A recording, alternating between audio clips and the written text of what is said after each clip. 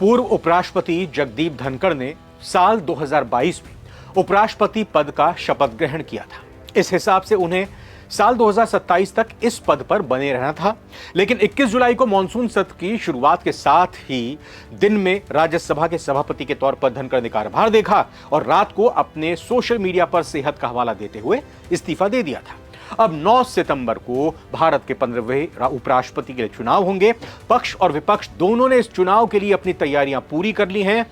9 सितंबर को ही इस चुनाव के नतीजे भी शाम तक घोषित कर दिए जाएंगे। इस चुनाव में कौन बाजी मारेगा, नंबर गेम्स क्या कहते हैं, आइए आपको बताते हैं इस वीडियो में विश्लेषकों की क्या राय है। नमस्कार, नवभारत टाइम्स आप देख रहे हैं, मैं रविंद्र सिंह आपके साथ।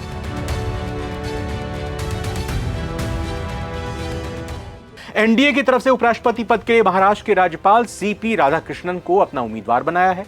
वहीं इंडिया गठबंधन ने तेलंगाना के रहने वाले पूर्व चीफ जस्टिस सुदर्शन रेड्डी को अपना उम्मीदवार बनाया है। अब इस चुनाव में चुनावी विश्लेषक तरह तरह से दोनों ही उम्मीदवारों के लिए आंकड़ों के मुताबिक अपने अपने अनुमान लगा रहे हैं। वैसे तो हर किसी को इस बार के उपराष्ट्रपति चुनाव के परिणाम का इंतजार है, लेकिन आंकड़े क्या कहते हैं इसके बारे में हम आपको बताते हैं। एनडीए की ओर से उपराष्ट्रपति पद के लिए महाराष्ट्र के राज्यपाल सीपी राधाकृष्णन को अपना उम्मीदवार बनाया गया और वहीं जैसा हमने बताया कि तेलंगाना के रहने वाले पूर्व चीफ जस्टिस सुदर्शन रेड्डी को इंडिया गठबंधन अपना उम्मीदवार बना चुकी है। वो चुनावी मैदान में है। अब इस चुनाव में चुनावी विश्लेषक तरह तरह से दोनों ही उम्मीदवारों के लिए आंकड़ों के मुताबिक अपने अपने अनुमान लगा रहे हैं। वैसे तो हर किसी को इस बार के उपराष्ट्रपति चुनाव के परिणाम का इंतजार है, लेकिन आंकड़े जो बता रहे हैं आइए समझाने की कोशिश करते हैं। अगर उपराष्ट्रपति चुनाव में कोई क्रॉस वोटिंग नहीं हुई तो एनडीए बहुत आसानी से इस चुनाव को जीत लेगा और एनडीए के उम्मीदवार सीपी राधाकृष्णन देश के 15वें उपराष्ट्रपति चुन लिए जाएंगे। ऐसा हम नहीं कहते हैं, ये आंकड़े बता रहे हैं। सदन में मौजूद कुल वोटों की संख्या यानी 781 में से एनडीए के पास 427 सांसद हैं। आपको बता दें कि संसद के दोनों सदन यानी राज्यसभा और इसके अलावा लोकसभा दोनों ही सदन के सांसद इसमें वोटिंग का अधिकार रखते हैं।